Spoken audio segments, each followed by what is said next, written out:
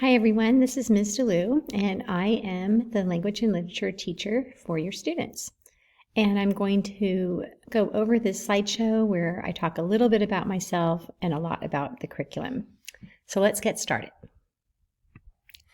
Some background information on me is that I'm a mother of two wonderful young adults who both attended MPUSD schools and are now financially independent, yay.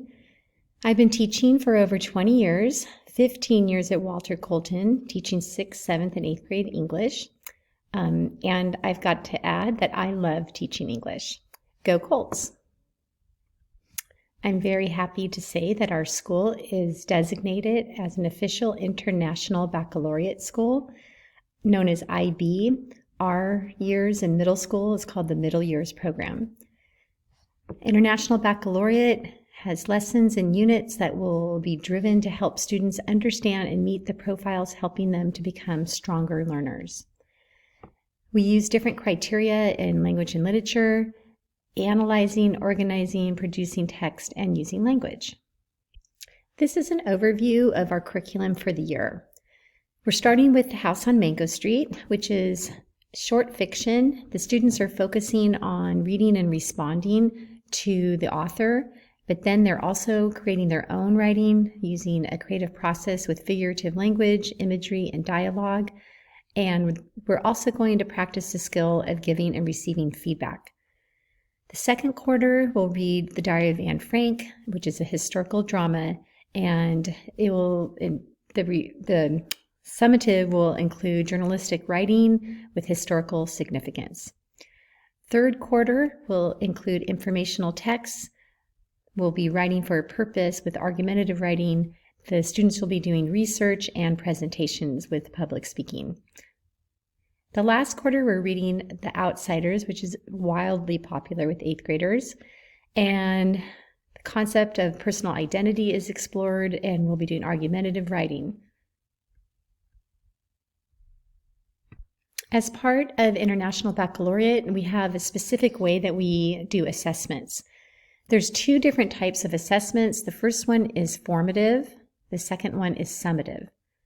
So think of formative as assignments and lessons that have mastery checks that evaluate how the student is learning the material throughout the quarter.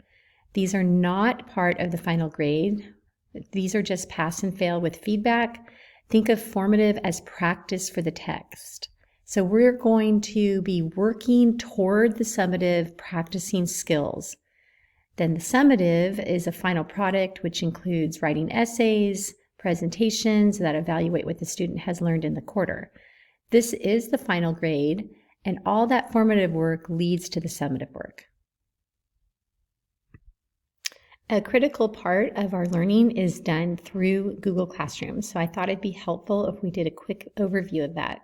So please follow along as I go through important features of our Google Classroom: the stream, classwork, pacing calendar, and then a recently added feature of the 8th grade reading list. Here we are in my period 3, language and literature, 8th grade. I teach it 2 periods a day. And you can see that we are on the stream tab because when you open Google Classroom, it starts on the stream page. And the stream I don't post a lot. I have the most important information I put on the stream is the link to our Zoom classroom. But today I actually had a special announcement about how my 3rd period class is going to have to do some work over the 3-day weekend and what is expected of them. I don't think they're going to like that announcement. Now we'll move over to the important tab of classwork. I have mine organized for 8th grade based on weeks. So for instance, this week we're working on imagery, and all the assignments have to do with imagery. Last week we worked on figurative language. We introduced the unit, then we introduced figurative language, there's practice, and then there's a mastery check. We're reading The House on Mango Street, Part 1. So this week we're working on imagery, and next week we'll be working on dialogue. Now, something I want to show you here is we have our recommended pacing guide, and this is a very valuable document. So if a student is not sure where they should be in a class, or if they are missing a class and what happened, what did they miss, they can open up this recommended pacing guide or pacing calendar right here. So for instance, if we look at last week, this part in yellow said they should have already had Unit 1 Introduction, Figurative Language Notes, and Figurative Language Practice done before their class if they were here either Monday or Tuesday. The synchronous time, this is what we did in class, and the asynchronous is what they're supposed to do on their own. And you can see over here in yellow, it says what should have been done, which is the asynchronous work, should have been done before the next class. So this is a great resource for students.